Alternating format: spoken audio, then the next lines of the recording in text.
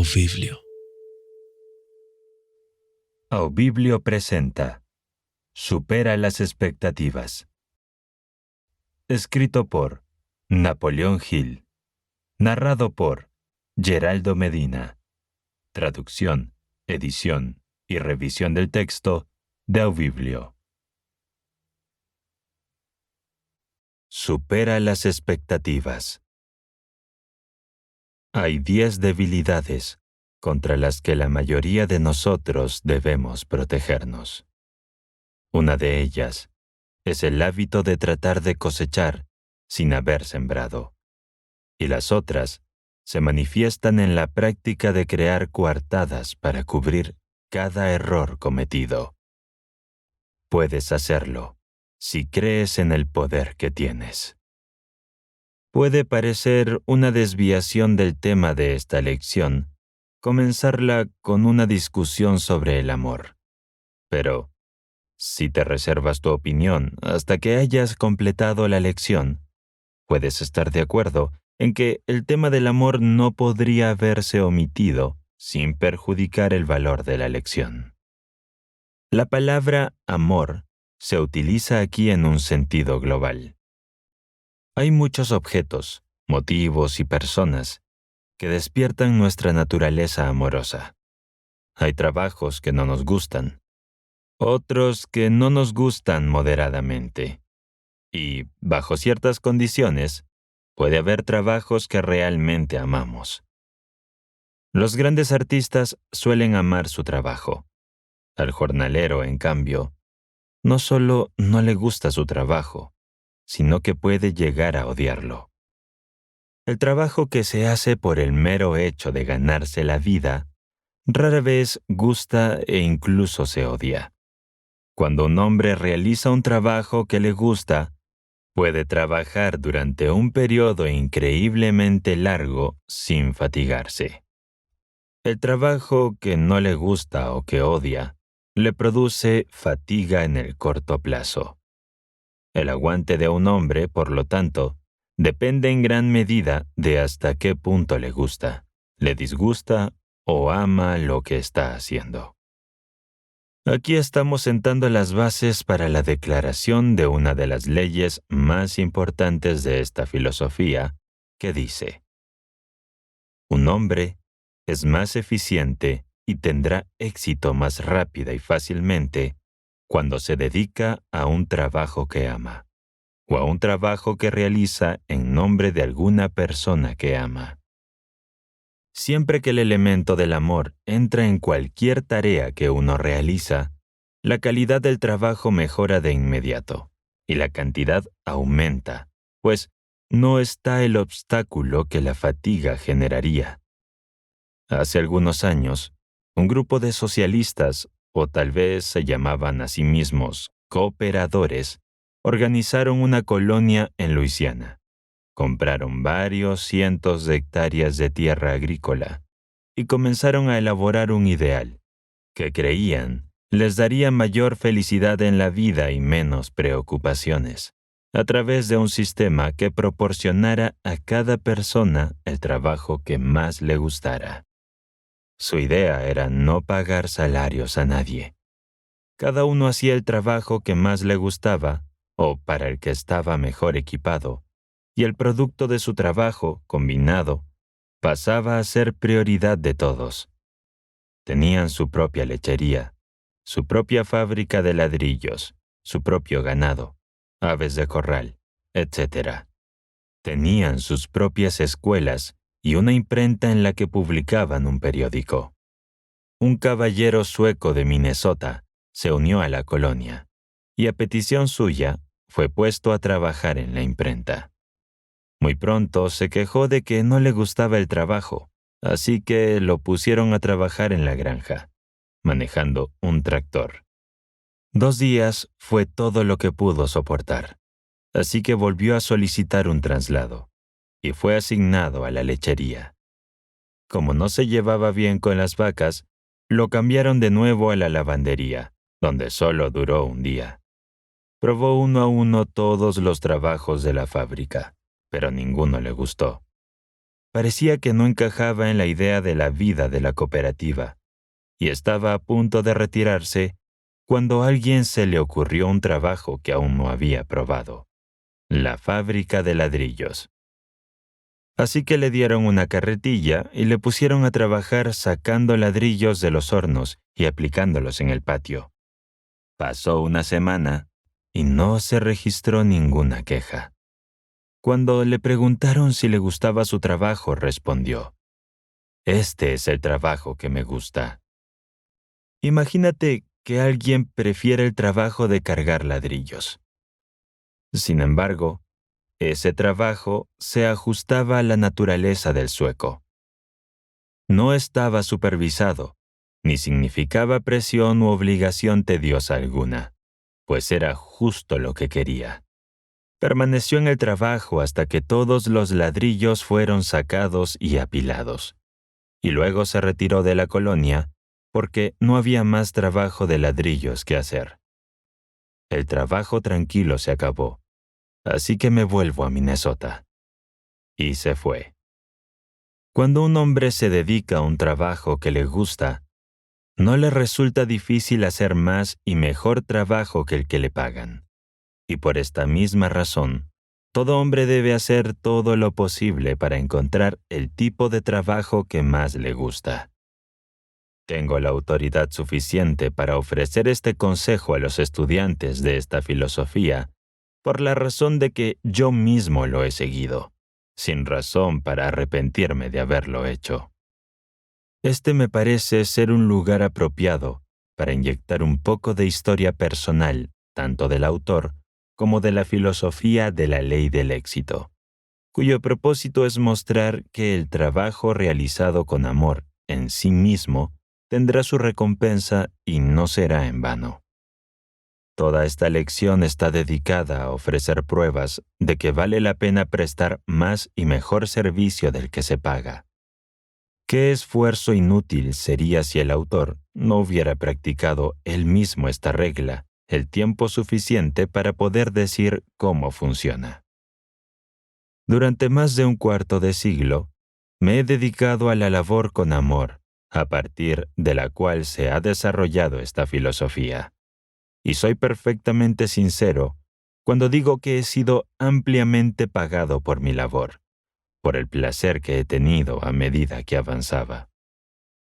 Mi trabajo en esta filosofía me obligó, hace muchos años, a elegir entre los beneficios monetarios inmediatos que podría haber disfrutado si me dedicaba a actividades puramente comerciales, y la remuneración que llega en años posteriores, que puede estar representada por otras formas de pago que solo pueden medirse en términos de conocimiento acumulado, que le permite a uno disfrutar con mayor intensidad del mundo que le rodea.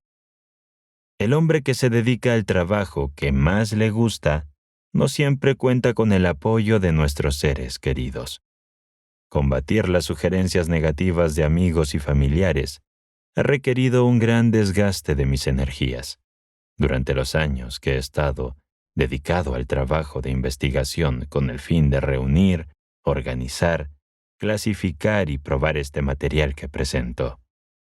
Estas referencias personales se hacen con el único propósito de mostrar a los estudiantes de esta filosofía que rara vez o nunca se puede esperar dedicarse al trabajo que más se ama sin encontrar obstáculos de cualquier naturaleza. Por lo general, el principal obstáculo para dedicarse al trabajo que más nos gusta es que al principio no sea el que más ganancias nos proporcione. Para compensar esta desventaja, sin embargo, el que se dedica a la clase de trabajo que ama es generalmente recompensado con dos beneficios muy decididos.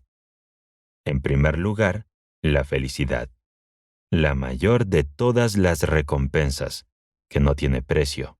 Y en segundo lugar, la recompensa monetaria. Cuando se promedia a lo largo de una vida de esfuerzo, es generalmente mucho mayor, por la razón de que el trabajo que se realiza con amor es mayor en cantidad y más fino en calidad que el que se realiza únicamente por compensación económica. La oposición más desastrosa a la elección de mi trabajo vino de mi esposa. Tal vez esto explique por qué me he referido con frecuencia en muchas lecciones de este curso al hecho de que la esposa de un hombre puede construirlo o destruirlo, según el grado de cooperación y estímulo que le brinda en relación con su trabajo elegido. La idea de mi esposa era que yo aceptara un puesto asalariado que me asegurara un ingreso mensual regular, ya que había demostrado, por los pocos puestos asalariados que había ocupado, que tenía una capacidad comercial que me permitiría obtener un ingreso entre $6,000 y $10,000 al año, sin grandes esfuerzos por mi parte. Comprendí el punto de vista de mi esposa y lo compartí, porque teníamos hijos menores que necesitaban ropa y educación, y un salario regular, aunque no fuera grande, parecía ser una necesidad. Sin embargo, a pesar de este argumento lógico, decidí ignorar el consejo de mi mujer. Vinieron pues en su auxilio las fuerzas combinadas de su familia y la mía, y colectivamente me ordenaron enderezar el rumbo y restablecerlo sobre una base salarial. Estudiar a otras personas podría estar bien para un hombre que tuviera tiempo para dedicarse a esta labor poco provechosa. Razonaron, pero para un joven cansado con una familia, esto no parecía lo más adecuado. Pero me mantuve firme. Había tomado mi decisión y estaba decidido a mantenerla. La oposición no cedió a mi punto de vista, pero poco a poco, por supuesto, se desvaneció. Mientras tanto, el conocimiento de que mi elección había ocasionado al menos una dificultad temporal a mi familia, combinado con el pensamiento de que mis amigos y parientes más queridos no estaban en armonía conmigo, aumentó enormemente mis esfuerzos. Afortunadamente, no todos mis amigos creyeron que mi elección era imprudente. Hubo algunos amigos que no solo creyeron que estaba en el camino que me llevaría a la cima de la montaña de los logros útiles, sino que, además de creer en mis planes, se esforzaron por animarme a no dejarme vencer ni por la adversidad ni por la oposición de mis familiares. De este pequeño grupo de fieles que me dieron aliento en un momento en que era muy necesario, tal vez un hombre debe tener el crédito más completo. Y este hombre es Edwin C. Barnes, un socio de negocios de Thomas A. Edison. El señor Barnes se interesó por el trabajo que yo había elegido hace casi 20 años. Y le debo decir aquí que si no hubiera sido por su fe inquebrantable en la solidez de la filosofía de la ley del éxito, habría cedido a la persuasión de mis amigos. Esto me habría ahorrado muchas penas y una cantidad casi interminable de críticas, pero habría echado por tierra las esperanzas de toda una vida, y al final habría perdido también alcanzar la felicidad, pues he sido extremadamente feliz en mi trabajo, incluso durante los periodos en que la remuneración que me proporcionaba no podía medirse más que por una montaña de deudas que no podía pagar por el momento. Tal vez esto pueda explicar en cierta medida por qué el tema de la esclavitud por deudas es tan extensamente enfatizado en la lección 4 sobre el hábito del ahorro. Edwin Barnes no solo creía en la solidez de la filosofía de la ley del éxito, sino que su propio éxito financiero había demostrado que tenía derecho a hablar con autoridad sobre el tema de las leyes a través de las cuales se puede alcanzar el éxito. Comencé mi trabajo de investigación con la convicción de que el éxito podía ser alcanzado por cualquier persona con un verdadero deseo de triunfar, siguiendo ciertas reglas de procedimiento desconocidas en ese momento para mí. Me propuse descubrir cuáles eran esas reglas y cómo podían aplicarse. El señor Barnes estaba de acuerdo conmigo. Además, él sabía que los asombrosos logros de su socio comercial el señor Edison, se produjeron gracias a la aplicación de algunos de los principios que más tarde fueron probados, incluidos como parte de esta filosofía. Él creyó identificar que la acumulación de dinero, el disfrute de la paz mental y la búsqueda de la felicidad podían producirse mediante la aplicación de unas leyes que nunca varían y que cualquiera puede dominar. Esa era también mi creencia, la cual se había transformado ahora en una realidad no solo demostrable, sino también probada. Por favor, tengan en cuenta que, durante todos estos años de investigación, no solo estaba aplicando la ley de la que trata esta lección, hacer más de lo que te pagan, sino que iba mucho más allá, haciendo un trabajo por el que, en el momento en que lo hacía, no esperaba recibir ni la más mínima retribución monetaria. Así, tras años de caos, adversidad y oposición, esta filosofía fue finalmente completada y vertida en manuscritos, lista para su publicación, pero, durante mucho tiempo, no pasó nada. Estaba en mi refugio, recuperando fuerzas, por así decirlo, antes de dar el siguiente paso: poner la filosofía de la ley del éxito en manos de personas con facultad de recibirla conscientemente. Dios se mueve de una manera misteriosa para llevar a cabo sus maravillas. Durante mucho tiempo pensé que estas palabras carecían de sentido, pero al experimentarlas en la realidad, he modificado esa creencia. Me invitaron a pronunciar un discurso en Canton, Ohio. Mi llegada había sido bien recibida y había razones para esperar que tuviera una gran audiencia. Pero estuve equivocado, pues el conflicto que enfrentaba dos grandes grupos de hombres de negocios redujeron mi audiencia al afortunado número de 13.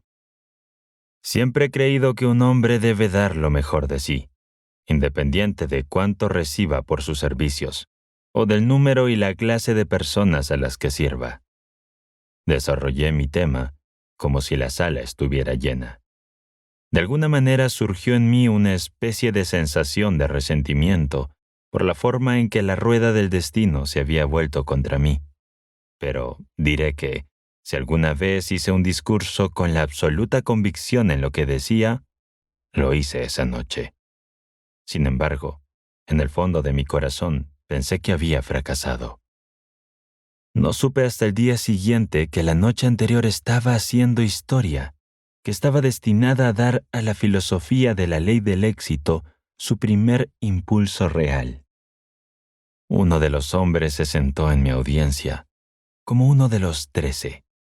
Fue el difunto señor Millet, que entonces era el editor del Canton Daily News. Cuando terminé de hablar, me escabullí por la puerta trasera y regresé a mi hotel, sin querer enfrentarme a ninguna de mis 13 víctimas en el camino. Al día siguiente, me invitaron al despacho del señor Millet. Como fue él quien tomó la iniciativa de invitarme a verle, dejé que se explayara en la mayor parte de la conversación. Empezó más o menos así. ¿Le importaría contarme toda la historia de su vida, desde los días de su infancia hasta el presente? Le dije que lo haría si podía soportar la carga de escuchar una narración tan larga. Dijo que podía, pero antes de comenzar, me advirtió que no omitiera el lado desfavorable. «Lo que deseo que hagas», dijo, «es que no tengas ningún reparo en mostrarme tu alma. No desde el lado más favorable, sino desde todos los lados». Durante 3 horas, hablé mientras Millet escuchaba. No omití nada. Le hablé de mis luchas, de mis errores, de mis impulsos, de ser deshonesto cuando las mareas de la fortuna se pusieron en mi contra con demasiada rapidez, y de la virtud de la justicia que me prevaleció al final en mí. pero solo después de que mi conciencia y yo hubiéramos entablado un prolongado combate. Le conté cómo había concebido la idea de organizar la filosofía de la ley del éxito, cómo había ido recopilando los datos que había entrado en la filosofía, de las pruebas que había hecho y que dieron como resultado la eliminación de algunos de los datos y la retención de otras partes. Cuando terminé, Millet dijo: «Deseo hacerle una pregunta muy personal, y espero que la responda con la misma franqueza con la que ha contado el resto de su historia. ¿Ha acumulado usted algún dinero gracias a sus esfuerzos? Y si no es así, ¿sabe usted por qué no lo ha hecho?» «No», respondí. «No he acumulado nada más que experiencia y conocimientos y unas cuantas deudas. La verdad es que he estado tan ocupado todos estos años en tratar de eliminar parte de mi propia ignorancia para poder reunir y organizar inteligentemente los datos que he entrado en la filosofía de la ley del éxito, que no he tenido ni la oportunidad de volcar mis esfuerzos en ganar dinero». La mirada seria de don Millet, para mi sorpresa, se suavizó en una sonrisa. Me puso la mano en el hombro y dijo: «Sabía la respuesta antes de que la expusieras, pero me preguntaba si la conocía. Probablemente sabes que no eres el único hombre que ha tenido que sacrificar una remuneración monetaria inmediata a fin de reunir conocimientos. Pues en verdad tu experiencia ha sido la de todos los filósofos desde la época de Sócrates hasta la presente». Esas palabras cayeron como una melodía dulce en mis oídos. Había hecho una de las confesiones más embarazosas de mi vida. Había desnudado mi alma, había admitido la derrota temporal en casi todas las encrucijadas por las que había pasado, y había rematado todo esto admitiendo que un exponente de la gran ley del éxito era un fracaso. Qué incongruente parecía. Me sentí humillado frente al par de ojos más escrutadores y el hombre más inquisitivo que jamás había conocido. Lo absurdo de todo aquello me sobrevino como un relámpago. La filosofía del éxito, creada y pronunciada por un hombre que era un fracaso. Este pensamiento me impactó tanto que lo expresé con palabras. «¿Qué?», exclamó Millet. «¿Un fracaso? ¿Sabes la diferencia entre el fracaso y la derrota temporal? No es un fracaso el hombre que crea una sola idea, y mucho menos toda una filosofía que sirva para suavizar las decepciones y minimizar las dificultades de las generaciones futuras». Me pregunté cuál era el objeto de esta entrevista. Lo primero que pensé fue que Millet quería algunos hechos para atacar, en su periódico, a la filosofía de la ley del éxito. Tal vez este pensamiento surgió de algunas de mis experiencias anteriores con hombres de prensa, algunos de los cuales habían sido crueles conmigo. Sin embargo, desde un principio me decidí a darle los hechos sin adornos ni mentiras. Antes de salir de la oficina de Millet, ya nos habíamos convertido en socios comerciales, con el trato de que él renunciara a su trabajo de editor del Canton Daily News y se haría cargo de la gestión de todos mis asuntos, tan pronto como esto pudiera arreglarse. Mientras tanto, empecé a escribir una serie de editoriales dominicales que se publicaban en el Canton Daily News, basados en la filosofía de la ley del éxito. Uno de estos editoriales, titulado Fracaso, que aparece en el reverso de una de las lecciones de este curso, llegó a oídos del juez Elbert Gary, que en ese momento era el presidente del Consejo de Administración de la United States Steel Corporation. Esto dio lugar a la apertura de la comunicación entre Millet y el juez, que a su vez condujo a la oferta de comprar el curso para el uso de los empleados de la Steel Corporation. Las mareas de la fortuna se habían empezado a remontar a mi favor. Las semillas de servicio que había estado sembrando durante un largo periodo de años laboriosos, haciendo más de lo que se pagaba, por fin estaban empezando a germinar. A pesar del hecho de que mi socio fue asesinado antes de que nuestros planes se concretaran, y el juez Gary murió antes de que la filosofía de la ley del éxito pudiera ser reescrita para que se ajustara a sus requerimientos, el discurso que brindé en aquella fatídica noche, cuando hablé a una audiencia de 13 personas en Canton, inició una cadena de eventos que ahora se mueven rápidamente sin esfuerzo de mi parte. No es un abuso de confianza enumerar aquí algunos de los acontecimientos que demuestran que ninguna labor que se haga con amor significará una pérdida total, y que aquellos que prestan mejor servicio por el que se les paga, tarde o temprano, reciben una recompensa más alta de lo que piensa que le corresponde. Tal vez no sea necesario, pero quiero explicar que mi único objetivo al relatar aquí la historia de cómo la filosofía de la ley del éxito ha obtenido el reconocimiento descrito es mostrar cómo la ley funciona en los asuntos prácticos de la vida. Hay más de una veintena de razones por las que deberías desarrollar el hábito de prestar más y mejor servicio del que te pagan, a pesar de que una gran mayoría de la gente no lo haría. Hay 2 razones, sin embargo, para prestar tal servicio, que trascienden en importancia todas las demás. Primero, al establecer una reputación de ser una persona que siempre presta mejor servicio del que se le paga, se beneficiará, ya que se hará una comparación con aquellos que realizan la misma labor, pero no con la misma vocación. Y el contraste será tan notorio que habrá una gran demanda para disputarse la calidad de tu servicio, sin importar cuál sea tu trabajo en la vida. Tanto si predicas sermones como si ejerces la abogacía, escribes libros, enseñas en la escuela o eres obrero, serás más valioso y podrás exigir una mayor remuneración en el momento en que obtengas el reconocimiento de ser una persona que hace más de lo que se le pide. Segundo, esta razón, que es básica y fundamental por naturaleza, puede describirse de esta manera.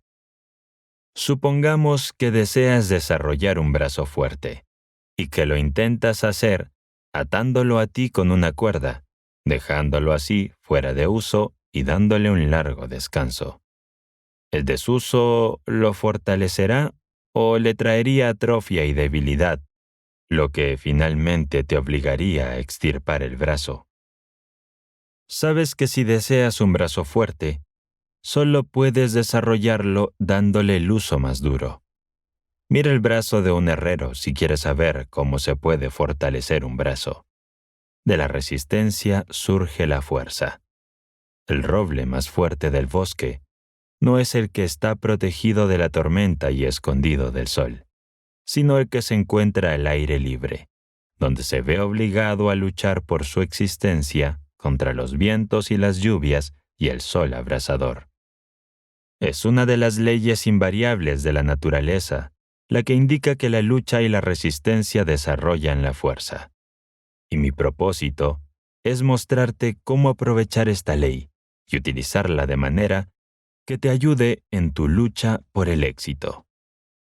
Al prestar un servicio que excede la calidad respecto a lo que se te debería pagar, no solo ejerces tus cualidades para servir, desarrollando habilidades y destrezas extraordinarias, sino que construyes una reputación que es valiosa. Si adquieres el hábito de prestar este tipo de servicios, te volverás tan experto en tu trabajo que podrás obtener una mayor remuneración que los que no lo hacen. Con el tiempo, desarrollarás la fuerza suficiente para permitirte salir de cualquier situación indeseable en la vida, y nadie podrá o deseará detenerte. Si eres un empleado, puedes hacerte tan valioso a través de este hábito de hacer más de lo que se te pide, que prácticamente puedes fijar tu propio salario y ningún empleador sensato tratará de impedírtelo. Si su empleador es tan desubicado como para tratar de retenerte la compensación a la que tienes derecho, no será una desventaja que se alargue en el tiempo, porque otros empleadores descubrirán esta inusual cualidad y te ofrecerán empleo. Piensa en esto. Cuando el trabajo sea escaso y se produzcan recortes, ¿quién corre más riesgos de ser despedido? ¿El que hace más de lo que se le pide o el que solo entrega en su servicio el mínimo esfuerzo? Durante más de 25 años he estudiado cuidadosamente a los hombres con el objetivo de averiguar por qué algunos alcanzan un éxito notable, mientras que otros con igual capacidad no salen adelante. Y fue significativo que cada persona a la que se ha observado aplicando este principio de prestar un mejor servicio así no se le pague lo suficiente, ocupará una mejor posición y recibirá al final más paga que aquellos que ofrecían un servicio básico y una autoexigencia. En lo personal, nunca he recibido un ascenso en mi vida que no pudiera atribuir directamente al reconocimiento que había obtenido por prestar más y mejor servicio del que se me pagaba. Insisto en la importancia de hacer de este principio un hábito para que el empleado pueda alcanzar un puesto más alto, con una mayor remuneración, por la razón de que este curso será estudiado por miles de hombres y mujeres jóvenes que trabajan para otros. Sin embargo, el principio se aplica al empresario o al profesional, al igual que al empleado. La ley de los rendimientos crecientes. Comencemos nuestro análisis mostrando cómo la naturaleza emplea esta ley en favor de los cultivadores de la tierra. El agricultor prepara cuidadosamente la tierra. Luego siembra su trigo y cuando menos se espera, la ley de los rendimientos crecientes le devuelve la semilla que ha sembrado, pero con un incremento múltiple. Si no fuera por esta ley, el hombre perecería, porque no podría hacer que la tierra produjera suficiente alimento para su existencia. No se obtendría ninguna ventaja al sembrar un campo de trigo si el rendimiento de la cosecha no fuera mayor que el que se sembró. Con este consejo vital de la naturaleza, procedamos a apropiarnos de la ley de los rendimientos crecientes, aprendiendo a aplicarla en el servicio que prestamos, con el fin de que produzca frutos en abundancia, superando la expectativa del esfuerzo realizado. En primer lugar, subrayemos el hecho de que no hay engaños en relación con esta ley, aunque bastantes parecen no haber aprendido esta gran verdad. Y a juzgar por el número de personas que gastan todos sus esfuerzos en tratar de conseguir algo a cambio de nada, o algo por menos de su verdadero valor. Otro rasgo notable y digno de mención de la ley es el hecho de que puede ser utilizada por quienes compran servicios con tan grandes rendimientos como quienes los prestan, por lo cual no hay más que estudiar los efectos de la famosa escala de salarios mínimos de $5 al día de Henry Ford, que inauguró hace algunos años. Aquellos que están familiarizados con los hechos dicen que el señor Ford no estaba jugando el papel de un filántropo cuando inauguró esta escala de salario mínimo, sino que, por el contrario, simplemente estaba aprovechando un principio comercial sólido que probablemente le ha dado mayores ganancias, tanto en dólares como en buena voluntad. Al incrementar los salarios, recibió más servicio y mejor servicio de lo que se esperaba. De un plumazo, mediante la inauguración de esa política de salario mínimo, Ford atrajo a la mejor mano de obra del mercado y valoró el privilegio de trabajar en su planta. Tengo buenas razones para creer que esta política permitió a Ford reducir el coste de la supervisión, porque el empleo en su planta se hizo tan deseable que ningún trabajador querría correr el riesgo de perder su puesto, ya sea por ser poco empático o mecanizado al momento de prestar un servicio. Cuando otros empresarios se veían obligados a depender de una costosa supervisión para obtener el servicio deseado, Ford obtenía el mismo o mejor servicio por el método menos costoso de otorgar una retribución extra en su planta.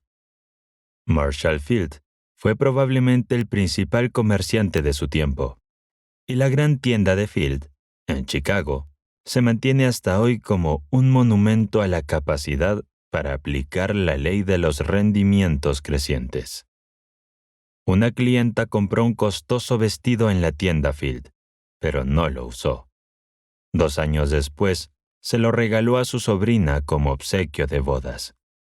La sobrina devolvió tranquilamente el talle a la tienda Field y lo cambió por otra mercancía, a pesar de que ya no se usaba, pues estaba pasado de moda. La tienda Field no solo aceptó el vestido, sino que, lo que es más importante, lo hizo sin ponerse a discutir.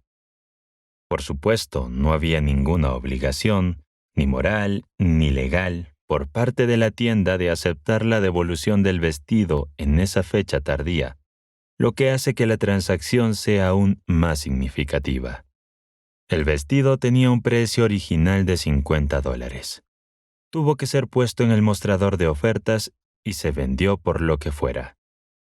El estudiante agudo de la naturaleza humana comprenderá que la tienda Field no solo no perdió nada con el vestido, sino que se benefició de la transacción en medida que no puede medirse en simples dólares.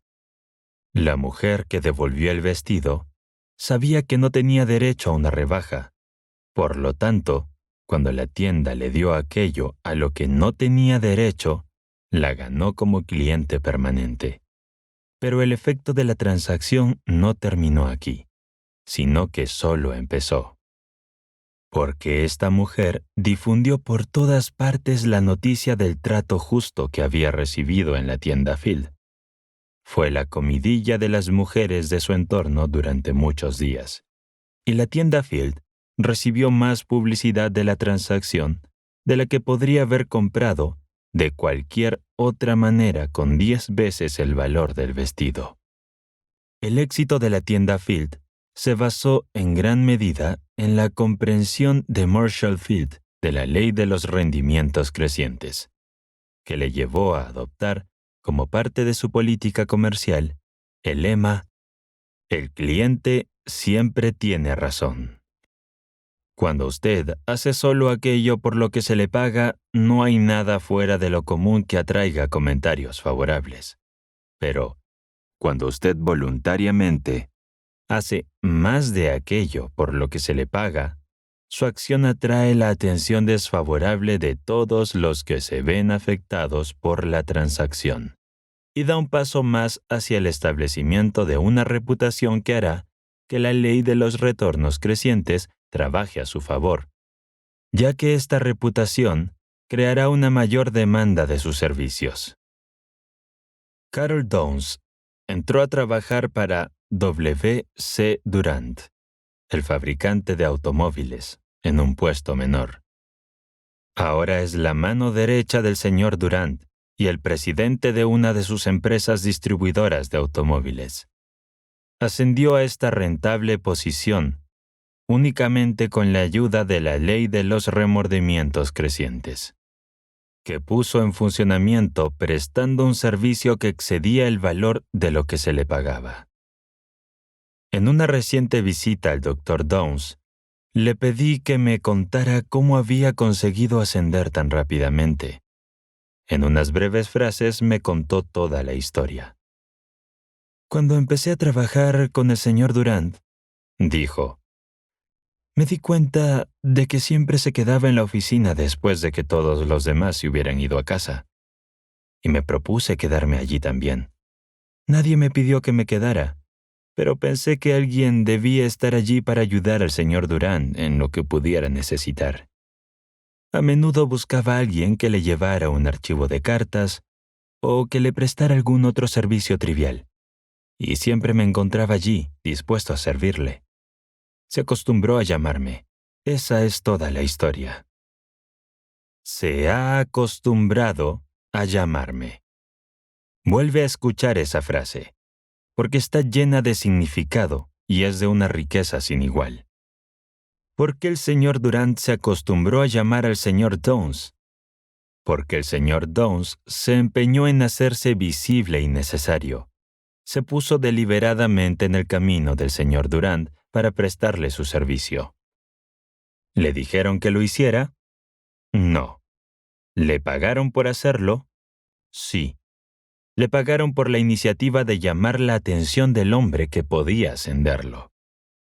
Ahora, se hace necesario sugerir que usted tiene la misma oportunidad de hacer uso de la ley de retornos crecientes que tuvo el señor Downes, y aplicarla exactamente de la misma manera que él lo hizo, estando disponible y listo para ofrecer sus servicios en la realización de un trabajo que otros pueden eludir porque no se les paga por hacerlo. Tienes el buen criterio de hacerte tan útil que la persona a la que le vendes tu servicio no puede avanzar sin ti. Uno de los ascensos más ventajosos que he recibido en mi vida se produjo gracias a un incidente que parecía insignificante. Un sábado por la tarde, un abogado, cuya oficina estaba en el mismo piso que la de mi empleador, entró y me preguntó si sabía dónde podía conseguir una taquigrafía para hacer un trabajo que se veía obligado a terminar ese día. Le dije que todos nuestros taquígrafos se habían ido al partido de béisbol y que yo me habría ido si él hubiera llamado 5 minutos más tarde, pero que estaría encantado de quedarme y hacer su trabajo, ya que podía ir a un partido de béisbol cualquier día, y su trabajo tenía que estar hecho antes. Hice el trabajo para él, y cuando me preguntó cuánto me debía, le contesté, unos $1,000, siempre que seas tú. Si fuera para cualquier otra persona, no cobraría nada. Sonrió y me dio las gracias. Cuando hice ese comentario, no pensó que me pagaría $1,000 por el trabajo de esa tarde, pero lo hizo. 6 meses más tarde, cuando ya había olvidado por completo el incidente, volvió a llamarme y me preguntó cuál era mi salario. Cuando se lo dije, me informó que estaba dispuesto a pagarme esos $1,000 que yo había dicho riendo, y lo pagó dándome un puesto en el cual recibía un aumento de $1,000 al año. Inconscientemente, aquella tarde había puesto en práctica la ley del rendimiento creciente en mi favor, al renunciar al juego de la pelota y prestar un servicio que, obviamente, lo hice por el deseo de ser útil y no por una contraprestación económica. No era mi deber renunciar a mi tarde de sábado, pero sí un privilegio para mí. Además, resultó ser un privilegio rentable, porque me proporcionó $1,000 en efectivo y un puesto de mayor importancia que el anterior. El deber de Carol Downes era estar presente hasta la hora habitual de la salida, pero tenía el privilegio de permanecer en su puesto después de que los demás trabajadores se habían marchado. Y fue el buen ejercicio de ese privilegio que le reportó mayores responsabilidades y un salario que le rinde más en un año de lo que habría ganado en toda una vida en el puesto que ocupaba antes de ejercer el privilegio. Llevo más de 25 años pensando en este privilegio de prestar más y mejor servicio que aquel por el que se nos paga. Y mis pensamientos me han llevado a la conclusión de que una sola hora dedicada cada día a prestar un servicio por el que no se nos paga puede hacer que se obtengan mayores rendimientos que los que recibimos de todo el resto del día, durante el cual nos limitamos a cumplir con nuestro deber. La ley de los rendimientos crecientes no es una invención mía, ni pretendo el descubrimiento del principio de prestar más y mejor servicio que aquel por el que se nos paga, como medio para utilizar esta ley. Simplemente me apropié de ella después de muchos años de observación cuidadosa de las fuerzas que logran el éxito, al igual que usted se apropiará de ella después de entender su significado. Podrías comenzar este proceso de apropiación ahora mismo, probando un experimento que puede abrirte fácilmente los ojos y descubrir poderes que no sabías que poseías. Permítanme advertirles, sin embargo, que no intenten este experimento con el mismo espíritu con el que cierta mujer lo hizo en ese pasaje bíblico que dice algo así como que si tienes fe del tamaño de un grano de mostaza y le dices a aquella montaña que se traslade a otro lugar, se trasladará. Esta mujer vivía cerca de una montaña alta que podía ver desde la puerta de su casa. Por lo tanto, al retirarse esa noche, le ordenó a la montaña que se fuera a otro lugar. A la mañana siguiente, saltó de la cama, corrió a la puerta y miró hacia afuera, pero la montaña seguía allí. Entonces dijo, «Justo lo que esperaba. Sabía que estaría ahí». Te voy a pedir que te acerques a este experimento con plena fe en que marcará tu vida. Voy a pedirte que hagas del objeto de este experimento la remoción de una montaña que está en el lugar donde debería estar tu templo del éxito, porque nunca podrá estar hasta que hayas removido la montaña. Puede que nunca hayas notado una, pero estará ahí, en tu camino, a menos que la hayas descubierto y eliminado. ¿Y qué es esa montaña?, preguntarás. Es la sensación de que te han engañado sin apreciar todo el servicio que has prestado. Esto puede estar expresándose inconscientemente y destruyendo los cimientos de tu templo del éxito, de distintas formas que no has observado. El éxito debe ser atraído mediante la comprensión y la aplicación de leyes que son tan inmutables como la ley de la gravedad. No se puede arrinconar y capturar como si se estuviera cazando. Por esta razón, se le pide que realice el siguiente experimento con el fin de familiarizarse con la ley de los rendimientos crecientes. El experimento. Durante los próximos 6 meses, dedícate a prestar un servicio útil, al menos a una persona cada día, por el que no esperes ni aceptes una remuneración económica. Acércate a este experimento con la fe de que descubrirás para tu uso una de las leyes más poderosas que te acercará al logro del éxito duradero. La prestación de este servicio puede adoptar más de una veintena de formas. Por ejemplo, puedes prestarlas a una o varias personas concretas, o puedes prestarlas a su empleador, en forma de trabajo que se realiza fuera de horario. También puede prestarse a personas totalmente desconocidas, a las que no se espera volver a ver. No importa a quién prestes este servicio, siempre que lo hagas con voluntad y con el único propósito de beneficiar a los demás. Si llevas a cabo este experimento con la actitud mental adecuada, descubrirás que todo servicio prestado recibirá una recompensa. La causa y el efecto, los medios y los fines, la semilla y el fruto, no pueden separarse. Dice Emerson.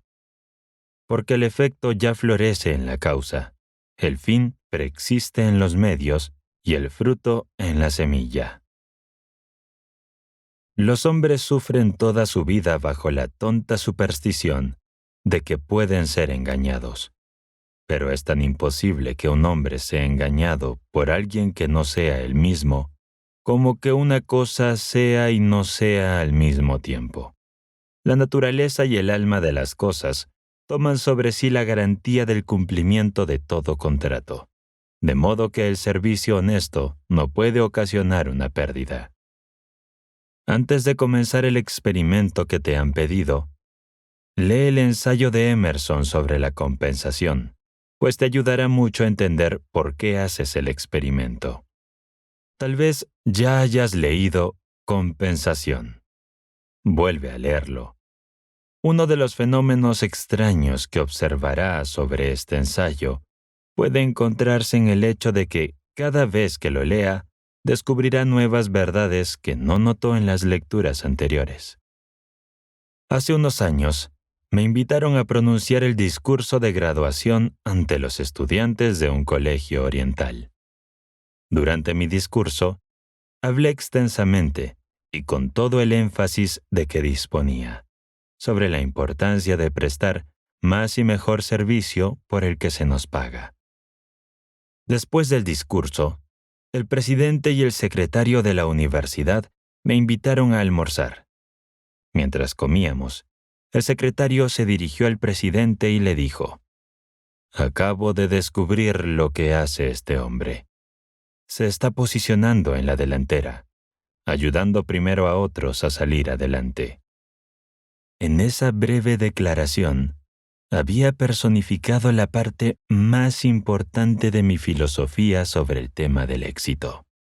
Es literalmente cierto que se puede triunfar más rápido ayudando a otros a hacerlo. Hace unos 10 años, cuando me dedicaba al negocio de la publicidad, construí toda mi clientela mediante la aplicación de los fundamentos en los que se basa esta lección. Al incluir mi nombre en la lista de seguimiento de varias empresas de venta por correo, recibía sus folletos de ventas. Cuando recibía uno que creía que podía mejorar, me ponía a trabajar en ella y la mejoraba. Y luego la devolvía a la empresa que me la había enviado, con una carta en la que decía que no era más que una insignificante muestra de lo que podía hacer. Y había muchas otras buenas ideas de dónde provenía esa, y que estaría encantado de prestar un servicio regular por una cuota mensual. Desde entonces, han pedido mis servicios reiteradas veces.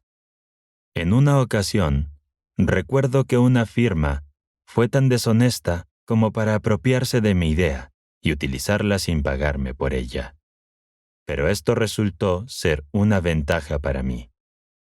Un miembro del bufete que estaba familiarizado con la transacción inició otro negocio.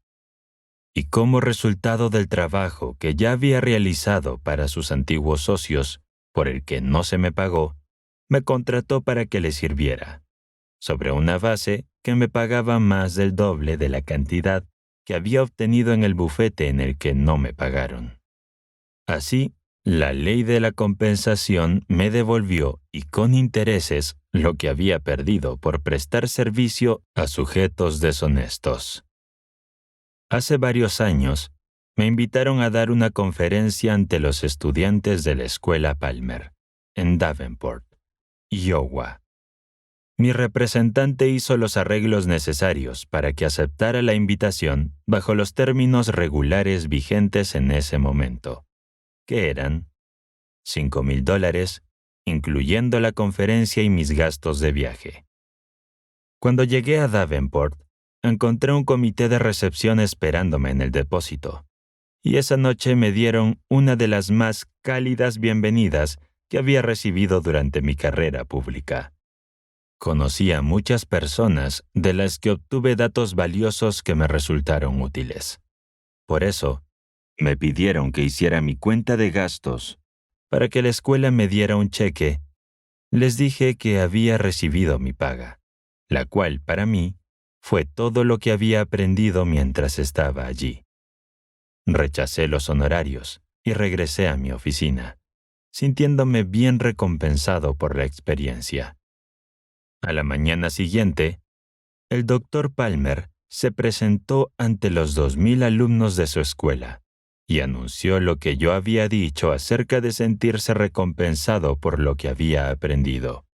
Y añadió: «En los 20 años que llevo dirigiendo esta escuela, he tenido decenas de oradores que se han dirigido al alumnado, Pero esta es la primera vez que conozco a un hombre que rechaza sus honorarios porque considera que se le han retribuido sus servicios de otras maneras. Este hombre es el editor de una revista nacional, y les aconsejo a cada uno de ustedes que se suscriban a esa revista, porque un hombre como este debe tener mucho de aquello que cada uno de ustedes necesitará cuando salga al campo laboral y ofrezca sus servicios. A mediados de esa semana, había recibido más de $6,000 por suscripciones a la revista de la que era editor. Y durante los 2 años siguientes, esos mismos 2,000 estudiantes y sus amigos generaron más de $50,000 por suscripciones.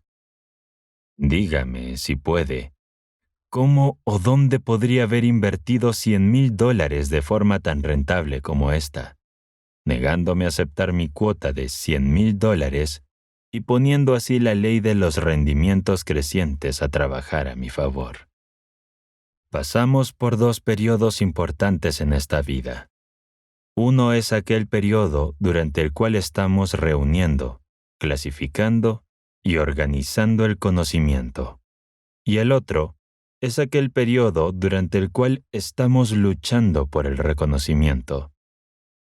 Primero debemos aprender a hacer lo que requiere más esfuerzo del que la mayoría está dispuesto a poner en el trabajo. Pero, después de haber aprendido lo que puede ser de utilidad para los demás, todavía nos enfrentamos al problema de convencerlos de que podemos servirles. Una de las razones más importantes por las que debemos estar dispuestos a prestar un servicio es el hecho de que cada vez que lo hacemos, ganamos con ello otra oportunidad de demostrar a alguien que tenemos capacidad. Damos un paso más para obtener el reconocimiento necesario que todos debemos tener. En lugar de decir al mundo, muéstrame el color de tu dinero y te mostraré lo que puedo hacer. Invierte la regla y di, déjame mostrarte el color de mi servicio, para que pueda echar un vistazo al color de tu dinero si te gusta mi servicio. En 1917, cierta mujer que se acercaba a los 50 años de vida trabajaba como taquígrafa, con un sueldo de $15 a la semana. A juzgar por el salario, no debía ser muy competente en ese trabajo. Ahora, fíjate en este cambio. El año pasado, esta misma mujer recaudó un poco más de $100,000 en el rubro de las conferencias. Se pregunta, ¿qué es lo que ha cerrado ese enorme abismo entre estas dos posibilidades de ganancia? Yo le respondo, el hábito de realizar más y mejor servicio que el que se le pagó, aprovechando así la ley de los rendimientos crecientes. Esta mujer es muy conocida en todo el país, ya que ahora es una destacada conferenciante sobre el tema de la psicología aplicada. Permítanme mostrarles cómo aprovechó la ley de los rendimientos crecientes. Primero va a una ciudad y da 15 conferencias gratuitas. Pueden asistir todos los que quieran, sin dinero y sin precio. Durante estas 15 conferencias, tiene la oportunidad de venderse a su público. Y al final de la serie anunciada, la formación de una clase por la que cobrará $25 por estudiante. Esto es todo lo que hay en su plan. Donde ella cobra una pequeña fortuna por un año de trabajo, hay decenas de profesores mucho más competentes que apenas obtienen lo suficiente para pagar sus gastos, simplemente porque aún no se han familiarizado con los fundamentos en los que se basa esta lección, como lo ha hecho ella. Ahora, me gustaría que se detuviera aquí y respondiera a esta pregunta. Si una mujer de 50 años, que no tiene ninguna cualidad extraordinaria, puede aprovechar la ley del remordimiento creciente y hacer que la eleve desde el puesto de taquigrafía con $15 a la semana hasta el del conferenciante con más de $100,000 al año, ¿por qué no puedes aplicar esta misma ley para que te dé ventajas que ahora no posees? Debes averiguar cómo puedes aplicar esta ley de la mejor manera posible. No pases por alto la pregunta, al menos date un gusto de intentar responderla. En otras palabras, no olvides que al evadir una cuestión que afecta vitalmente tu futuro, la culpa será tuya. Puedes dejar de lado esta lección después de escucharla, y es tu elección hacerlo, sin intentar sacar provecho de ella. Pero, si lo haces, nunca más podrás mirarte en un espejo sin que te persiga la sensación de que te has engañado a ti mismo. Esta lección establece claramente la necesidad de tomar la iniciativa, seguirla con una acción decidida y hacer más de lo que te pagan por hacer. Si grabas los fundamentos de estas lecciones en tu conciencia, serás una persona distinta. Y hago esta afirmación independientemente de quién seas o cuál sea tu vocación. Si este lenguaje sencillo te ha hecho enfadar, me alegro, pues indica que puedes ser conmovido. Ahora, si quieres beneficiarte del consejo de alguien que ha cometido más errores que tú y por ello ha aprendido algunas de las verdades fundamentales de la vida, aprovecha esta ira y enfócala en ti mismo hasta que te impulse a prestar el servicio del que en verdad eres capaz. Si lo haces, podrás cobrar el rescate de un rey como recompensa. Ahora vamos a prestar atención a otra característica importante de este hábito de realizar un mejor servicio por el que se nos paga. A saber, el hecho de que podemos desarrollar este hábito sin pedir permiso para hacerlo. Este servicio puede ser prestado por iniciativa propia, sin el consentimiento de ninguna persona. No tienes que consultar a aquellos a quienes prestas servicio, pues es un privilegio sobre el que tienes todo el control. Si bien hay muchas cosas que podrías hacer para promover tus intereses, la mayoría de ellas requieren la cooperación o el consentimiento de otros. Si prestas menos servicios de los que te pagan, debes hacerlo con el permiso del comprador de servicio, o el mercado para tu servicio no encontrará un lugar. Quiero que entiendas todo el significado de este derecho que tienes para prestar más y mejor servicio por el que se te paga, porque esto pone directamente sobre tus hombros la responsabilidad de prestar tal servicio. Y si no lo haces, no tienes una excusa para ofrecer si fracasas en el logro de tu objetivo principal en la vida. Una de las verdades más esenciales y a la vez más duras que he tenido que aprender es que cada persona debe ser su propio maestro de ceremonias. Todos somos buenos creadores de excusas para disimular nuestras carencias. No buscamos los hechos y las verdades tal y como son, sino como queremos que sean. Preferimos las palabras melosas de adulación a las de la verdad fría e imparcial. Además, nos levantamos en armas contra los que se atreven a desvelar la verdad. Una de las verdades más severas que recibí al principio de mi carrera pública fue saber que los hombres siguen siendo crucificados por el alto crimen de decir la verdad.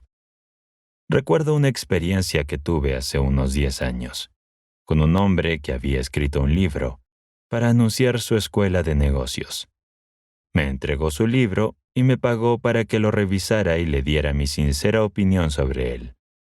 Revisé el libro con gran cuidado, y luego cumplí con mi deber, mostrándole los puntos en los que creía que el libro era débil. Aquí aprendí una gran lección, pues aquel hombre se enfadó tanto que nunca me ha perdonado que fuera transparente. Al pedirme que le dijera qué crítica tenía que hacer al libro, lo que en realidad quería era que le dijera qué veía en el libro que lo pudiera halagar. Así es la naturaleza humana. Adulamos en lugar de decir la verdad. Lo sé porque soy humano, A decir verdad, entiendo que nadie está preparado para oír el más cruel de todos los golpes que estoy obligado a infligir. Sugerirle que no lo ha hecho tan bien como podría haberlo hecho, por la sencilla razón de que no ha aplicado una cantidad suficiente de la verdad expuesta en la lección 8 sobre el autocontrol para cargar con sus propios errores y deficiencias. Si pagara $100 a alguna persona que tuviera la capacidad y el valor para que te despojara de tu vanidad y tu amor por la adulación, permitiendo que veas la parte más débil de tu máscara, el precio sería bastante razonable. Vamos por la vida, tropezando y luchando hasta ponernos de rodillas, haciendo el ridículo y hundiéndonos finalmente en la derrota. En gran parte porque nos descuidamos o nos negamos rotundamente a aprender la verdad sobre nosotros mismos. Desde que descubrí algunas de mis propias debilidades a través de mi trabajo, de ayudar a otros a descubrir las suyas, me sonrojo de vergüenza cuando hago una retrospectiva de mi vida y pienso en lo ridículo que debía parecer a los ojos de quienes podían verme como yo no me veía. Si me han pagado para que me adentre en las profundidades de su verdadero yo y haga un inventario introspectivo de lo que hay allí, voy a hacerlo lo más certero posible. No solo te has estado engañando a ti mismo en cuanto a la verdadera causa de tus fracasos del pasado, sino que has tratado de colgar estas causas en la puerta de otra persona.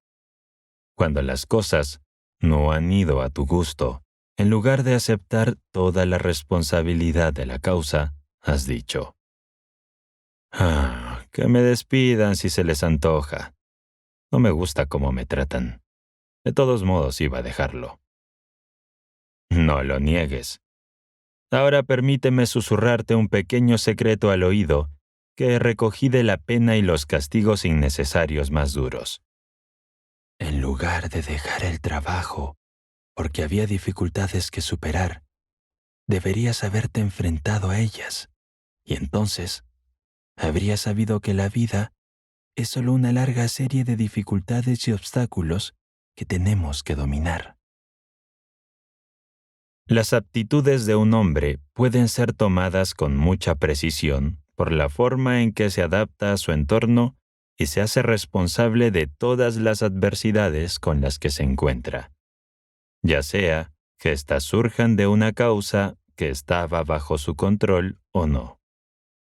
Ahora bien, si crees que te he sido muy severo, sé compasivo, porque debes saber que he tenido que contagiarme a mí mismo con mayor dureza de la que aplico contigo, con el objeto de conocer la verdad que aquí te transmito para tu uso y guía. Tengo algunos enemigos, gracias a Dios, porque han sido lo suficientemente despiadados como para decir algunas cosas sobre mí, obligando a deshacerme de algunos de mis defectos más graves, principalmente de aquellos que no sabía que poseía. Me he beneficiado de las críticas de estos enemigos sin tener que pagarles sus servicios en dólares, aunque sí lo haya hecho de otras maneras.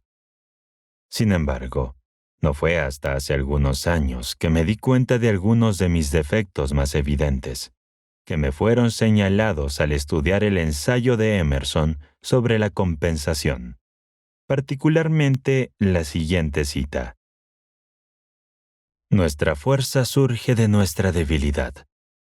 No hasta que nos disparan duramente se despierta la indignación que se arma con fuerzas secretas. Un gran hombre siempre estará dispuesto a ser pequeño mientras se eche en el cojín de la ventaja, pues quedará dormido.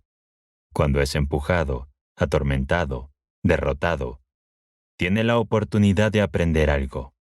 Despierta su ingenio, florece su valentía y aprende su ignorancia. Está curado de la locura del engreimiento, ha conseguido moderación y verdadera habilidad. El hombre sabio siempre se pone del lado de sus agresores. Es más, su interés se une al de ellos. con vistas a encontrar su punto débil. La culpa es más segura que la alabanza. Odio que me defiendan en un periódico.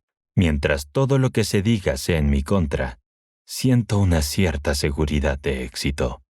Pero en cuanto se dicen palabras melosas de alabanza sobre mí, me siento como uno que yace desprotegido ante sus enemigos.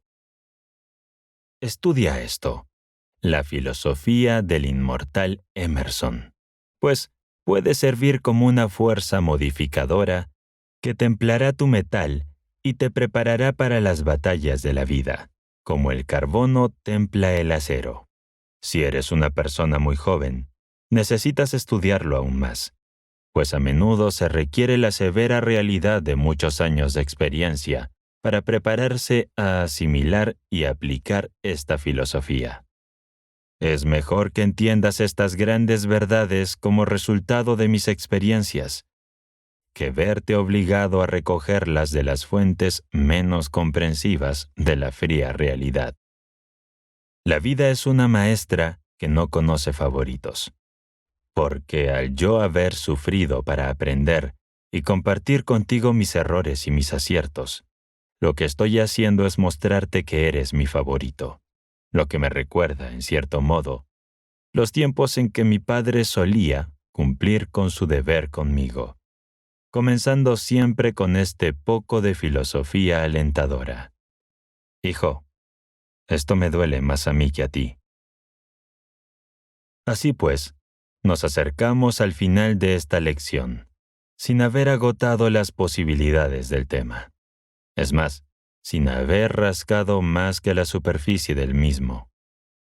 Me viene a la mente la historia de un romance de hace mucho tiempo, a través de la cual puedo dejar en tu mente la importancia principal de esta lección. Esta historia tuvo su escenario en la ciudad de Antioquía, en la antigua Roma, hace 2000 años, cuando la gran ciudad de Jerusalén y toda la tierra de Judea estaban bajo el talón opresor de Roma. La figura estelar de la historia era un joven judío llamado Ben-Hur, que fue acusado falsamente de un crimen y condenado a trabajos forzados. Encadenado a un banco de la galera y obligado a tirar fatigosamente de los remos, Ben-Hur desarrolló un cuerpo poderoso. Pocos sabían sus torturadores que de su castigo surgiría la fuerza con la que un día conseguiría su libertad. Quizás el propio Ben-Hur no tenía esas esperanzas. Entonces llegó el día de las carreras, el día que rompería las cadenas que lo ataban y le darían su libertad. Un grupo de caballos estaba sin conducir. Desesperado, el dueño buscó la ayuda del joven esclavo por sus poderosos brazos y le rogó que ocupara el lugar del conductor desaparecido. «¡Mira! ¡Mira esos brazos! ¿De dónde los has sacado?», gritaron los espectadores cuando Ben-Hur tomó las riendas. «Al remo de la galería», respondió Ben-Hur. La carrera había comenzado. Con esos poderosos brazos, Ben-Hur condujo tranquilamente a ese grupo de caballos hacia la victoria, la cual le valió la libertad. La vida en sí misma es una gran carrera de carros, y la victoria es solo para aquellos que han desarrollado la fuerza de carácter y la determinación para ganar. Lo que importa es que desarrollemos esta fuerza a través del cruel confinamiento al remo de la galera, siempre que la utilicemos para que nos lleve, finalmente, a la victoria y a la libertad. Es una ley invariable que la fuerza surge de la resistencia. Si nos compadecemos del pobre herrero que se pasa el día blandiendo un martillo de 5 libras, también debemos admirar el maravilloso brazo que desarrolla al hacerlo. Debido a la doble constitución de todas las cosas, en el trabajo como en la vida, no puede haber trampas, dice Emerson. El ladrón se roba a sí mismo, el estafador se estafa a sí mismo, porque el verdadero precio del trabajo es el reconocimiento y la virtud, de los cuales la riqueza y el crédito son signos. Los signos, como el papel moneda, pueden ser adulterados, pero lo que representan, es decir, el conocimiento y la virtud, no pueden ser falsificados o robados. Henry Ford recibe 15,000 cartas a la semana de personas que le suplican una parte de su riqueza. Sin embargo, qué pocas de esas pobres almas ignorantes entienden que la verdadera riqueza de Ford no se mide por los dólares que tiene en el banco, ni por las fábricas que posee, sino por la reputación que se ha ganado mediante la prestación de un servicio útil a un precio razonable. ¿Y cómo se ganó esa reputación? Desde luego, no prestando el menor servicio posible y cobrando por él todo lo que pueda robar a los compradores. La propia urdimbre de la filosofía empresarial de Ford es esta: dar a la gente el mejor producto al menor precio posible. Cuando otros fabricantes de automóviles suben sus precios, Ford baja los suyos. Cuando bajan los salarios, Ford los aumenta. ¿Qué ha ocurrido? Ford ha colocado la ley de los rendimientos crecientes de forma tan efectiva que se ha convertido en el hombre más rico y poderoso del mundo. Oh, ustedes, buscadores insensatos y miopes de la riqueza, que vuelven de la persecución diaria con las manos vacías, ¿por qué no toman una lección de hombres como Ford? Estoy terminando esta lección en la víspera de Navidad. En la habitación contigua a mi estudio, nuestros hijos están decorando su árbol de Navidad, y el ritmo de sus voces cae como música en mis oídos. Están felices, no solo por lo que esperan recibir, sino por la razón más profunda de que tienen regalos escondidos que desean dar. Desde la ventana de mi estudio, puedo ver a los hijos de los vecinos mientras ellos también se dedican alegremente a preparar este maravilloso acontecimiento.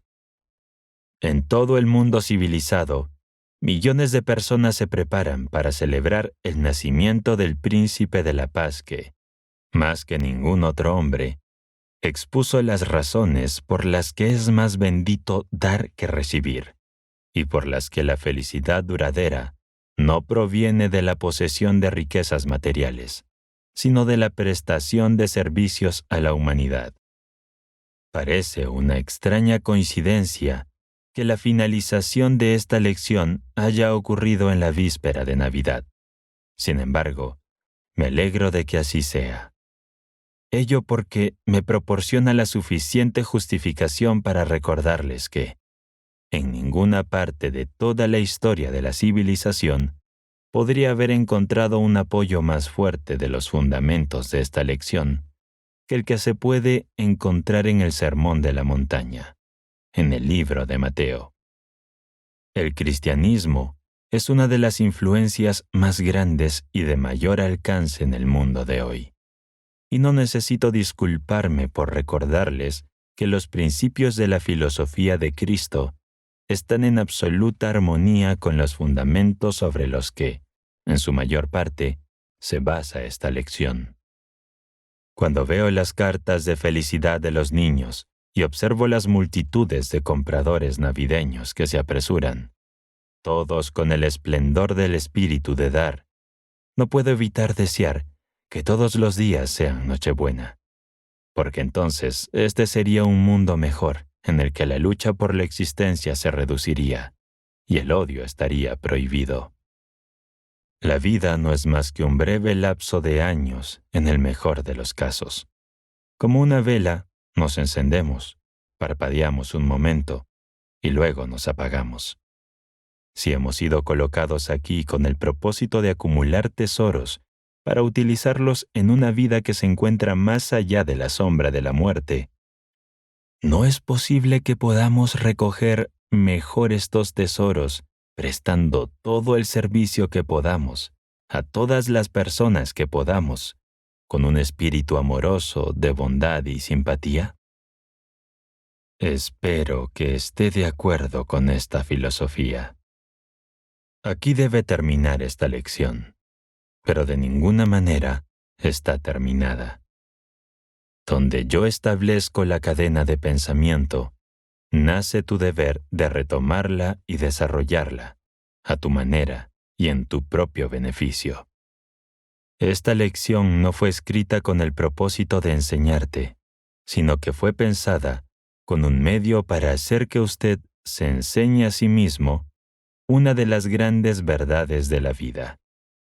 Fue concebida como una fuente de educación, en el verdadero sentido de educar, de sacar, de desarrollar desde el interior aquellas fuerzas de la mente que están disponibles para su uso.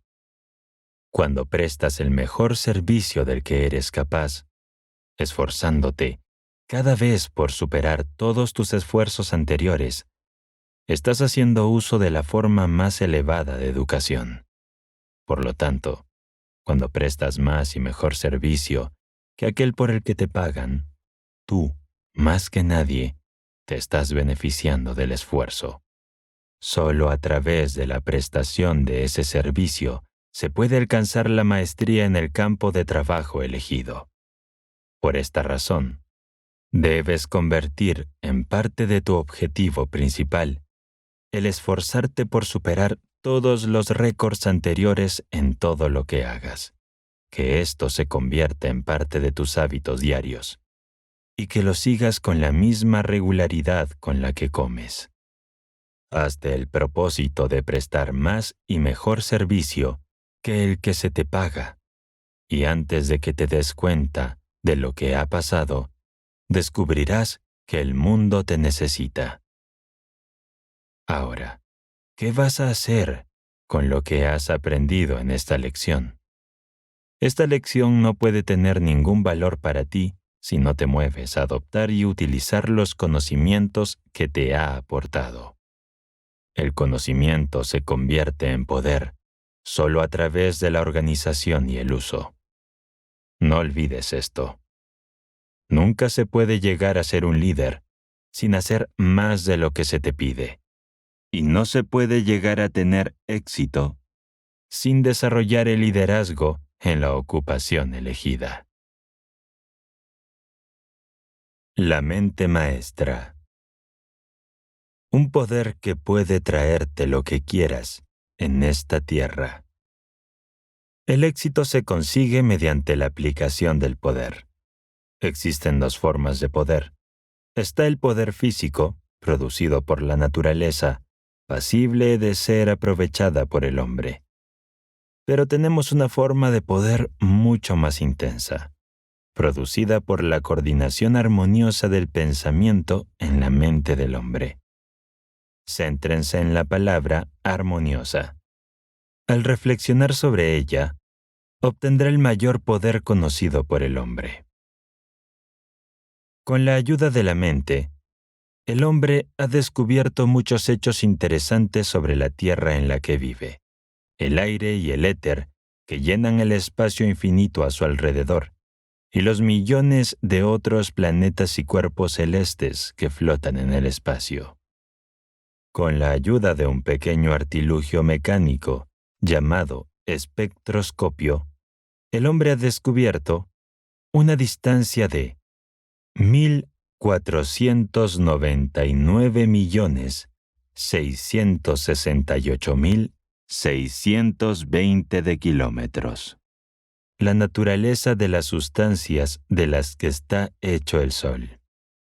Hemos vivido la edad de piedra, la edad de hierro, la edad de cobre, la edad de los fanáticos religiosos, la edad de la investigación científica, la edad industrial y entramos ahora en la edad del pensamiento. De los despojos de las épocas más oscuras por las que ha pasado el hombre, ha guardado mucho material que es un buen alimento para el pensamiento. Mientras que durante más de 10.000 años ha hecho estragos la batalla entre la ignorancia y la superstición, por un lado, y la inteligencia, por el otro. El hombre ha recogido algunos conocimientos útiles. Mediante el estudio, el análisis y la comparación, el hombre ha descubierto la grandeza de las cosas materiales del universo, tal como lo representan los soles y las estrellas, algunas de las cuales son más de 10 millones de veces más grandes que la Tierra en la que vivimos. Por otra parte, el hombre ha descubierto la pequeñez de las cosas reduciendo la materia a moléculas, átomos y finalmente a la partícula más pequeña conocida, el electrón. Un átomo es tan inconcebiblemente pequeño que un grano de arena contiene millones de ellos. La molécula está formada por átomos, de los que se dice que son pequeñas partículas de materia que giran unas alrededor de otras, en un circuito continuo, a velocidad del rayo, de forma muy parecida a como la Tierra y otros planetas giran alrededor del Sol en un círculo sin fin. El átomo, a su vez, está formado por electrones que están en constante y rápido movimiento. Así se dice que en cada gota de agua y en cada grano de arena se duplica todo el principio sobre el que opera todo el universo. ¡Qué maravilla! ¡Qué estupendo! ¿Cómo sabemos que estas cosas son ciertas? A través de la ayuda de la mente. Puede hacerse la idea de la magnitud de todo esto la próxima vez que coma un filete de carne, recordando que el filete en su plato, el propio plato y la mesa en la que está comiendo y los cubiertos con los que está comiendo están todos, en última instancia, hechos exactamente del mismo material, los electrones. En el mundo físico o material, tanto si se observa la mayor estrella que flota en los cielos, como el más pequeño grano de arena que pueda encontrar en la Tierra, el objeto que se observa no es más que un conjunto organizado de moléculas, átomos y electrones. El hombre sabe mucho sobre los hechos físicos del universo. El próximo gran descubrimiento científico será el hecho que ya existe de que cada cerebro humano es a la vez una estación emisora y receptora, que cada vibración de pensamiento liberada por el cerebro puede ser recogida e interpretada por todos los demás cerebros que están en armonía o en sintonía con la vibración del cerebro emisor. ¿Cómo adquirió el hombre los conocimientos que posee sobre las leyes físicas en esta tierra? ¿Cómo aprendió lo que ha ocurrido antes de su tiempo y durante su periodo incivilizado? Obtuvo este conocimiento volviendo a las páginas de la Biblia de la naturaleza y viendo allí la evidencia irrefutable de millones de años de lucha entre animales de inteligencia inferior. Al pasar las grandes páginas de piedra, el hombre ha descubierto los huesos, esqueletos, huellas y otras pruebas inconfundibles que la madre naturaleza ha mantenido para su inspección a través de periodos increíbles de tiempo. Ahora el hombre está a punto de dirigir su atención a otra sección de la Biblia de la naturaleza, aquella en la que se ha escrito una historia de la gran lucha mental que ha tenido lugar en el reino del pensamiento. Esta página está representada por el espacio ilimitado que ha recogido y todavía lleva cada vibración de pensamiento que alguna vez fue liberada de la mente del hombre. Esta gran página de la Biblia de la naturaleza no ha podido ser alterada por ningún ser humano.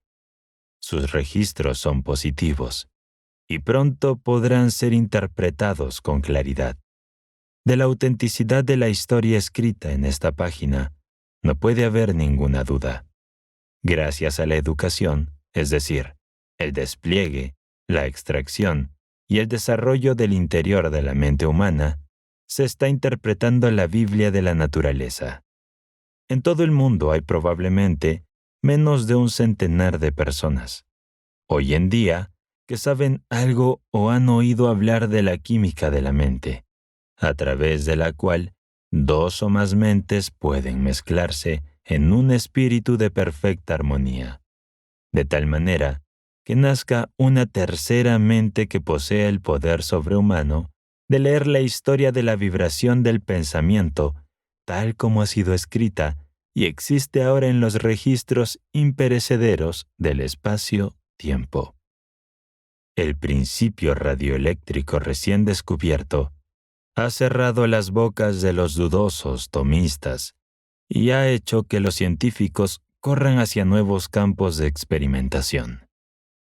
Cuando salgan de este campo de investigación, nos mostrarán que la mente, tal y como la entendemos hoy, en comparación con la mente del mañana, es lo mismo que comparar la inteligencia de un renacuajo con la de un profesor de biología que haya leído toda la línea de vida animal, desde la ameba hasta el hombre. Ven a visitar a algunos de los hombres poderosos, los cuales están haciendo uso del poder creado a través de la mezcla en un espíritu de armonía entre dos o más mentes. Comenzaremos con tres hombres muy conocidos por ser hombres de grandes logros en sus respectivos campos de actividad. Sus nombres son Henry Ford, Thomas A. Edison y Harvey Firestone. De los tres, Henry Ford es el más poderoso que vive actualmente en la Tierra, en referencia al poder económico. Se cree que es el más poderoso que jamás haya existido. Tan grande es su poder que puede tener cualquier cosa material que desee. Millones de dólares para él no son más que juguetes, no más difíciles de adquirir que los granos de arena con los que el niño construye castillos de arena. El señor Edison tiene una visión tan aguda de la Biblia de la madre naturaleza que ha aprovechado para el bien del hombre más leyes de la naturaleza que cualquier otro hombre. Fue él quien unió la punta de una aguja y un trozo de cera de tal manera que graban y preservan la voz humana. Fue él quien hizo que el rayo sirviera para iluminar nuestras casas y calles, con la ayuda de la luz incandescente. Fue él quien hizo que la cámara fotográfica grabara y produjera todo tipo de movimiento a través del aparato cinematográfico moderno. Los logros industriales del señor Firestone son tan conocidos que no necesitan ser comentados. Ha hecho que los dólares se multipliquen tan rápidamente que su nombre se ha convertido en una palabra clave en todos los lugares donde se explotan los automóviles. Los tres hombres comenzaron sus carreras empresariales, profesionales, sin capital y con poca formación de la naturaleza, que suele denominarse educación.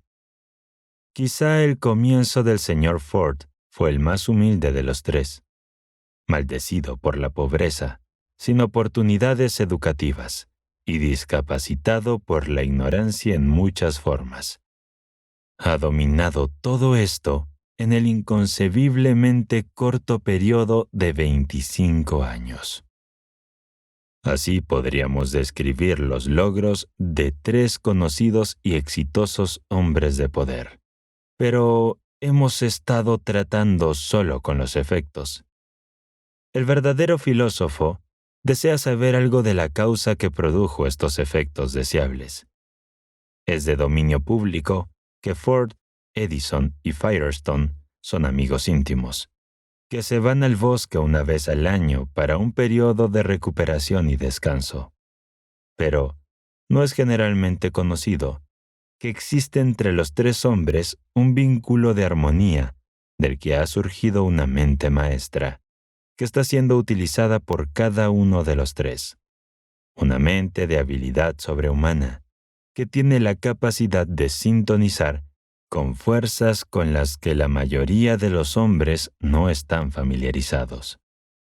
Repitamos la afirmación de que, de la mezcla y armonización de dos mentes o más mentes, puede producirse una mente que tiene la capacidad de sintonizar las vibraciones del espacio y recoger de esa fuente pensamientos afines sobre cualquier tema. A través del principio de la armonía de las mentes, Ford, Edison y Firestone han creado una mente maestra, que ahora complementa los esfuerzos de cada uno de los tres. Y ya sea consciente o inconscientemente, esta mente maestra es la causa del éxito de cada uno de los tres. No hay otra respuesta a la obtención de un gran poder y a su éxito de gran alcance en sus respectivos campos de actividad. Y esto es cierto, a pesar que ninguno de ellos puede ser consciente del poder que han creado o de la forma en que lo han hecho. En la ciudad de Chicago viven 6 poderosos hombres conocidos como los 6 grandes. Se dice que son el grupo de hombres más poderoso del Medio Oeste y que sus ingresos combinados suman más de $25 millones al año. Todos los hombres del grupo comenzaron en la más humilde de las circunstancias. Sus nombres son Greeley Jr., propietario del negocio de chicles Greeley, cuyos ingresos se dice que superan los $15 millones al año. John R. Thompson, propietario de la cadena de comedores de autoayuda Thompson. El señor Lasker, propietario de la agencia de publicidad Lord y Thomas.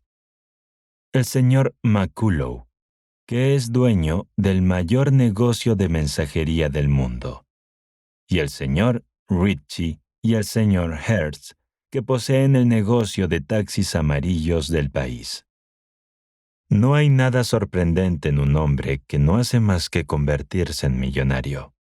Sin embargo, hay algo relacionado con el éxito financiero de estos millonarios que es más que sorprendente, porque es bien sabido que existe entre ellos un vínculo de amistad del que ha surgido la condición de armonía que produce una mente maestra. Estos 6 hombres, ya sea por accidente o por diseño, han mezclado sus mentes de tal manera que la mente de cada uno ha sido complementada por un poder sobrehumano, conocido como una mente maestra.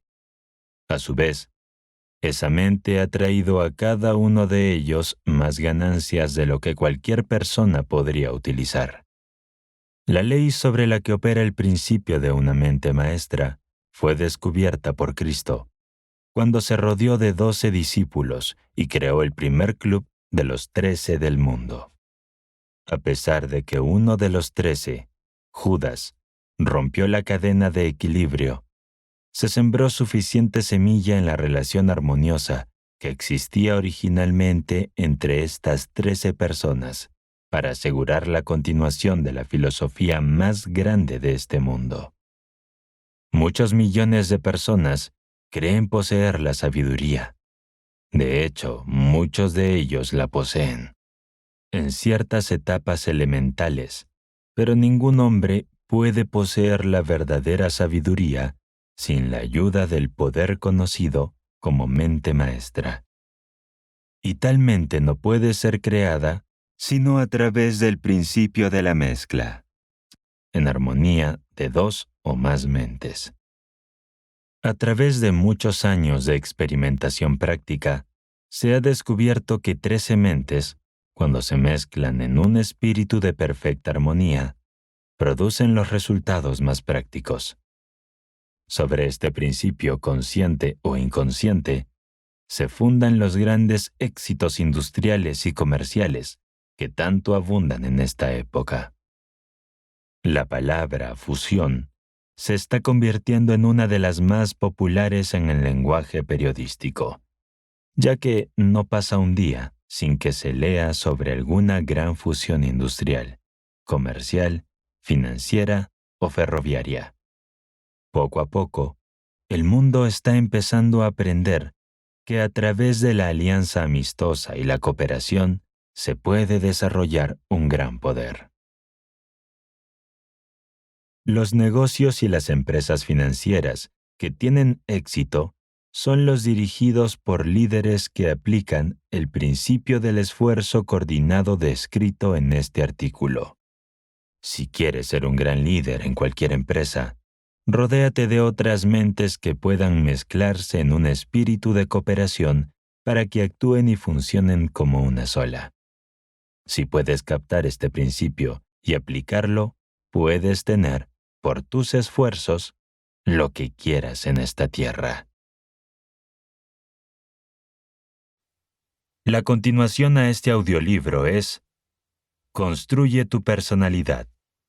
Suscríbete y activa tus notificaciones para no perdértelo. Gracias y nos vemos en la siguiente página.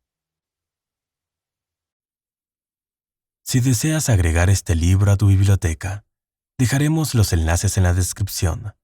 También puedes seguir nuestro canal principal, Auviblio. Gracias y nos vemos en la siguiente página.